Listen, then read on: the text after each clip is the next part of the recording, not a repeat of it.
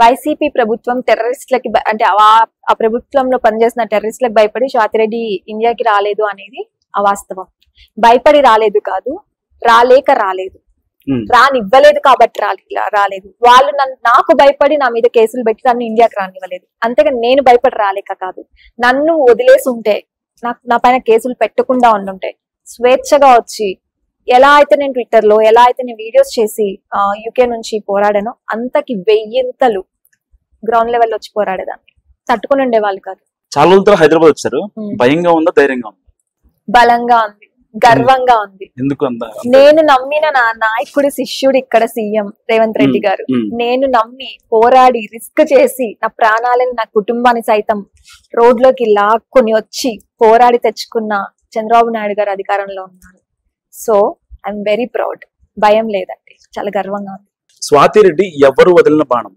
స్వాతిరెడ్డి ప్రజల కష్టాల నుంచి పుట్టిన బాణం, ఎవరో వదిలిన బాణం కాదు. స్వాతిరెడ్డి ఈ వైసీపీ గవర్నమెంట్ ప్రజల పెట్టే కష్టాలను చూసి తట్టుకోలేక కడుపు మండి ప్రజల తరపున ఒక గొంతుకగా వచ్చిన ఒక బాణం.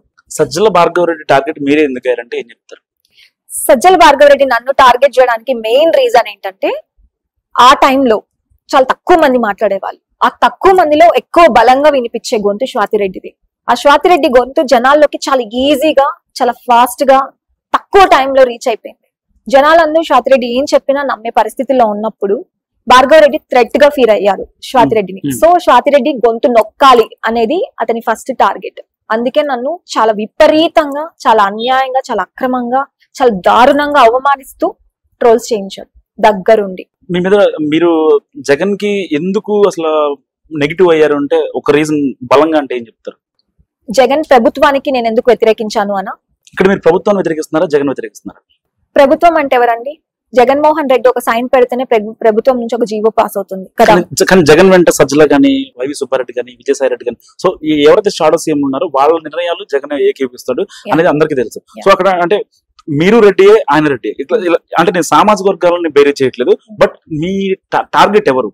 ప్రభుత్వం తీసుకున్న నిర్ణయాలా లేకపోతే జగన్ రెడ్డియా? Okay, I will give you one clarity.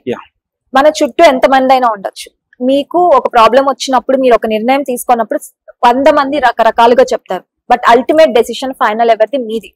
Jaganmohan Reddy గారికి కూడా 1,00,000 మంది 1,00,000 సలహాలు ఇస్తారు. చుట్టూ 1000 మంది ఉండొచ్చు, దగ్గరలో 10 మంది ఉండొచ్చు, 1000 చెప్పొచ్చు. కానీ అల్టిమేట్ డెసిషన్ ఎవరిది? సైన్ ఎవరిది? జగన్మోహన్ రెడ్డి గారిది. సో ఆయన అన్ని ఆలోచించి, అందరివి ఆలోచించి డెసిషన్ తీసుకున్న వ్యక్తి కదా. ఆ ఫైనల్ గా వ్యక్తి చేసిన దాన్ని గవర్నమెంట్ లో ఇంప్లిమెంట్ చేస్తారు, జీవోలు కానీ, వాట్ ఎవర్ పాలసీస్ కానీ. అలా తీసుకున్న డెసిషన్ జగన్మోహన్ రెడ్డి గారు తీసుకున్నారు కాబట్టి జగన్మోహన్ రెడ్డి గారు చేసిన పనులను నేను వ్యతిరేకించాను. 2014 నుంచి 2019 వరకు సైలెంట్ గా ఉన్నారు, 19 నుంచి యాక్టివ్ అయ్యారు. అంటే 2014-19 వరకు అంటే ఎటువంటి అవినీతి జరగలేదంటారు? 2014 నుంచి 2019 వరకు ఉన్న పరిస్థితులు వేరు, 2014 కి ముందున్న పరిస్థితులు వేరు. మనకు సమైక్యాంధ్ర అప్పుడు ఉన్నింది. తర్వాత ఎప్పుడైతే బైఫర్కేషన్ జరిగిందో మన రాష్ట్రం ఏ పరిస్థితుల్లో ఉందో రాష్ట్రంలోని ప్రజలకి, దేశంలోని ప్రజలకి, తెలుగు ప్రజలకి అందరికీ తెలుసు. సో కనీసం కూర్చోడానికి కుర్చీ లేని పరిస్థితి నుంచి అమరావతిని 70% డెవలప్ చేసి కన్స్ట్రక్ట్ చేసే రేంజ్ కి 5 years లో చంద్రబాబు నాయుడు గారు తీసుకొచ్చారు. అంటే మన దగ్గర కనీసం క్యాపిటల్ సిటీ కూడా లేదు, ఉమ్మడి రాజధానిగా హైదరాబాద్ సిటీ ఉండేది. సో ఆ టైం నుంచి ఒక క్యాపిటల్ సిటీ, అద్భుతమైన అమరావతిని డెవలప్ చేసే రేంజ్ కి 75% దాకా తీసుకొచ్చే స్టేజ్ కి చంద్రబాబు నాయుడు తీసుకొని వచ్చారు. సో అవినీతి జరగలేదా అంటే అసలు సొమ్మే లేదు అవినీతి జరగడానికి. మనకి ఎకానమీ లేదు అప్పుడు. ఆయన సంపద సృష్టించే పనిలో పడ్డారు.